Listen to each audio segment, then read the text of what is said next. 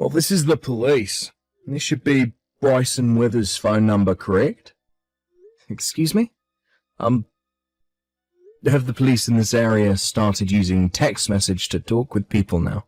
Is there a problem with the way you're being approached by us?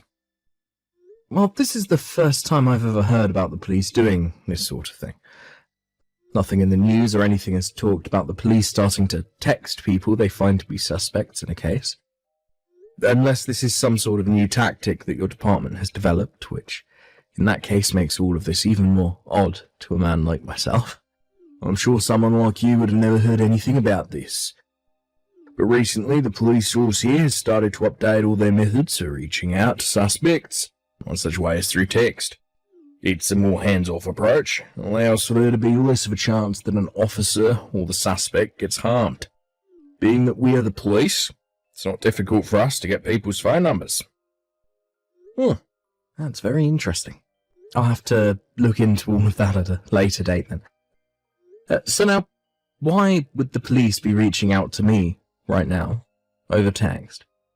Well, Bryson, I'll give you the reason for why I'm talking with you now. It was a victim's report about a fraud case you're a part of, and in that report they say they had been scammed by you, so you're going to need to pay $50,000 as a settlement to them. And that's why I've gotten in touch with you. Excuse me? So what you're saying is that I'm being blamed for committing a crime, a scam, on someone, and will now need to pay a settlement for it? As far as we're aware, there will be no court hearing for this case, as you've already been proven to be the scammer. And what you've done had been made clear to us in the victim's report. I'm sorry, but I've never scammed anyone, or committed any sort of fraud. So then this could mean you were acting on another's behalf, not knowing you were committing a crime. Perhaps when you committed the scam you were under the influence, don't recall your actions. That can't be. I've never consumed enough alcohol before to make me blackout drunk. It is known that when people become that inebriated, they will usually not remember any of the moments leading up to it. Look, I'm sorry, but that is not going to be enough to make you innocent in this case. But when it comes to things like committing fraudulent activity, the suspect must have been aware of what they were doing when committing the crime, or else it cannot be considered a purposeful crime, right? So what you're saying is the scam was an accident? Let me ask you something. There are many types of scams and frauds in this world. So, could you please explain to me in a little bit more detail what kind of scam the victim is saying I committed? Do you know what a badger game is, by any chance? Well, sort of. Isn't that a scam which targets men primarily? Where a man and a woman will target a man by having the woman approach him and start to perform sexual acts with him. And just before things become too physical, the man will take a picture of the two or video and use that as blackmail while threatening the victim to pay up or else he'll take legal action. That's what a badger game is, right? You seem to have the description of that form of scam spot on. Thanks. That makes this all the more troubling to me. I'm not sure why it does. I don't ever remember committing a crime like that, and had I, things would be a whole lot more serious in my case. But from what I've read in this victim's report, you are the man that committed the crime, and you will have to pay for it. I think it's best that you just come forward about things and pay the victim their $50,000 that they've asked for, before we have to escalate things any further. If you are able to pay that settlement off right now, then there will be no criminal record made in your case, and you can go right back to the life you'd been living before. So really, $50,000 is pretty cheap for something like a clean record, right? Could you give me some time to think about this? Even if I wanted to pay that settlement right now, $50,000 is a large amount, and I would need some time to actually get all that money together. Understood.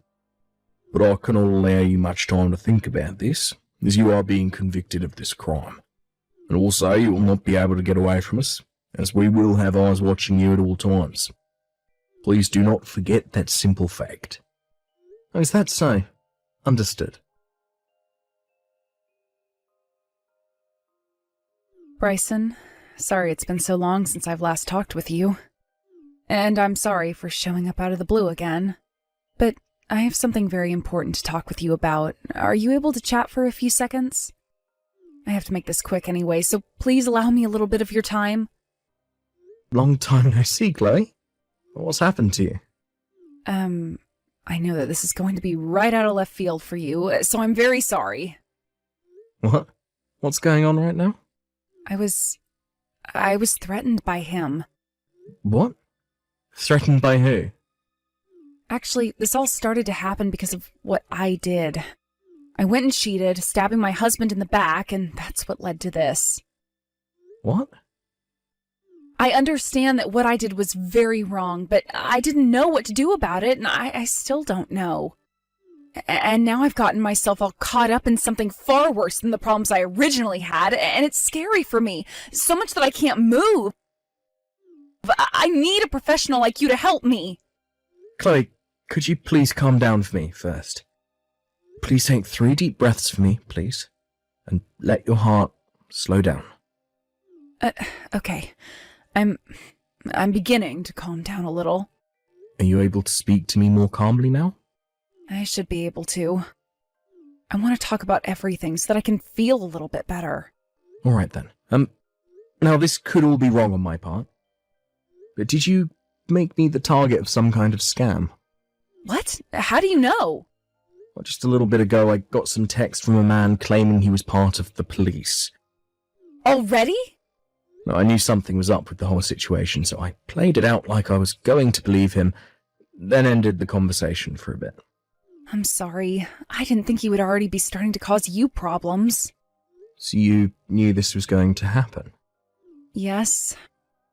Actually, originally, the real target was going to be my husband, your little brother. My little brother? He started to tell me about how crazy it was that someone like my husband could get money from the both of us just because we had an affair.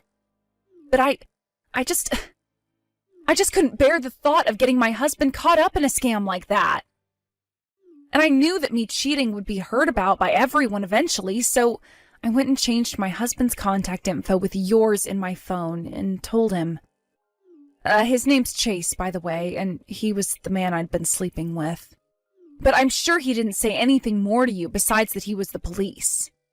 I see. So that's what led to all of this. Can you tell me, have you ever participated in any other scams with that Chase guy before? Or is this your first time? This is my first time, because he forced me to help him commit it. He threatened me to. Have you talked with my little brother about what's all happened yet? I was planning to talk with him about it tonight when he got back home from work. Tonight? He had actually been gone for some time on a business trip, so, well, I'm sure he's not going to want to hear about all of this when he gets home. But I have to tell him the whole truth. This is what I get for being unfaithful. Understood. I believe that you'll do just that, then. There are still some things I'd really like to learn about this situation from you, but I'm not the one in charge here. That's right. I'm sorry about this. No, you don't have to worry about it. I happen to work with someone who can handle this sort of thing for you, so I'll go and have a chat with him right now. There is going to be a lot of work that needs to be done here, and so this is going to take some time. Please just sit tight and wait for one of us to get back to you. Okay, I'll be ready for whatever has to happen.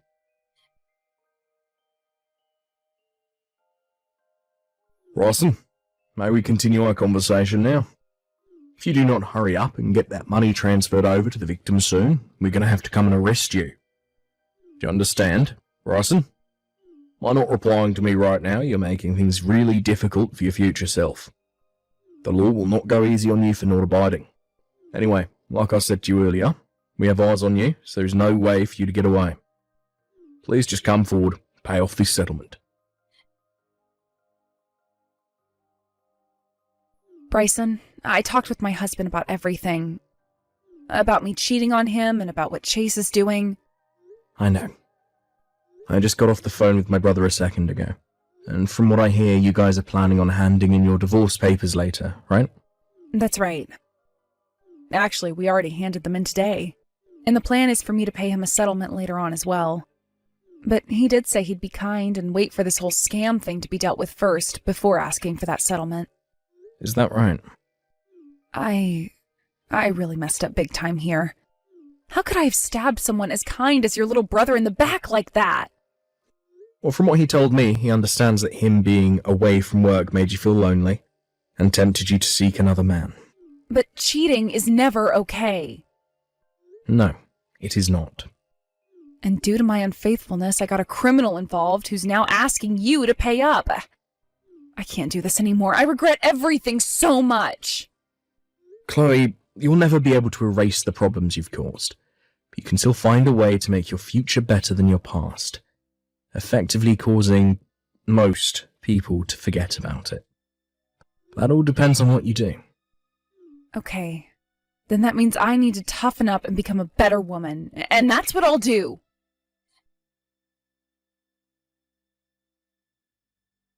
All right, Bryson. Things are not going to look good for you pretty soon here. If you don't come forward and pay that settlement, you're going to get a criminal record. Do you understand what I'm saying here? From what I've learned, you once worked for a very large firm as an office worker, right?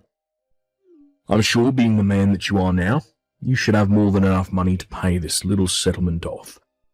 It's only $50,000, right? And if for some reason you're not able to pay this off, then your only option is borrowing the money to pay up.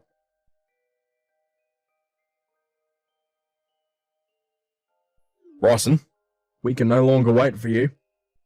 If you do not have that money transferred over to us by the end of the day, we are going to have to come and arrest you. You will be given a criminal record. Do you understand? It's only $50,000, and yet you're willing to refrain from paying that and having your whole life ruined because of it. How about you say something to me? Hello, Mr. Police Officer.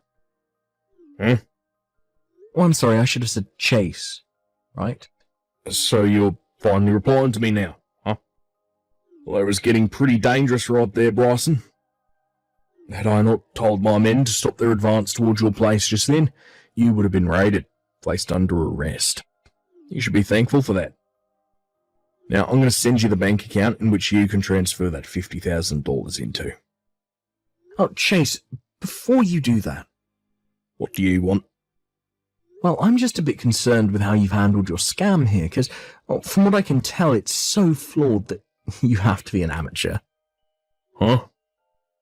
Well, I guess you've lasted quite a while now, trying to get that money from me, even though this has to be your first time ever trying to scam someone. Well, what are you talking about, Bryson? If you keep it up with that nonsense, I'm going to have you placed under arrest. Chase, I happen to be a detective for the state police. So do you really want to try that with me? What? A detective? Although I don't normally deal with things like fraud and scams, but I am still part of the state police. That means I have the jurisdiction to work with any department in this state. Hold on a second. You're a detective? Are you kidding me? I'm not kidding. Although you would never be able to tell because we're just texting one another. Wait. There's no way you're part of the police. You're Chloe's husband, right? You're supposed to be just an average office worker. Her husband is now. But before he married Chloe, he was working for the police as well. However, once he got married, he decided to settle down and went to work an office job. Wait, what? So you're not Chloe's husband? That's right. I'm not. What the hell is going on here now? Chloe didn't want her husband to be caught up in all this scam you have going on here, and so she gave you the number of a state police detective. My number. And hoped that I would be able to deal with you for her. As she told me soon after you had first contacted me about how she needed my help. She started talking to you. She made a very smart play in changing her husband's contact information with mine, making you think that I was her husband. That's why we're here now. Did you say? That bitch. I can't let her get away with this. How about you start getting a grip on the reality of your situation first, before you start to talk about her? What? I think it's time you started worrying about yourself now, Chase. What the hell? You've come this far with your scam, so don't think you'll be able to get away from me that easily. What the hell will you be about to do to me? I made sure to tell my troopers to get after you before you caught on to your current situation. Well, but hold on a sec. This is the end for you, Chase. Your new life of crime was very short-lived. God damn it!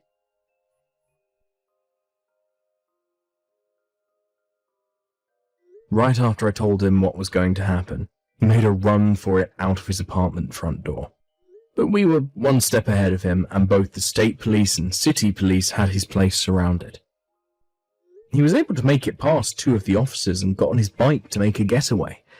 However, the officers also brought a K9 unit with them, and that dog made a mess of Chase. He tried to wrestle the dog off of him, but this only made the dog bite harder and deeper, which really got him screaming. But because he was still moving around and making it hard for the police officers to get to him, the K9 handler called his dog away, and they tasered Chase.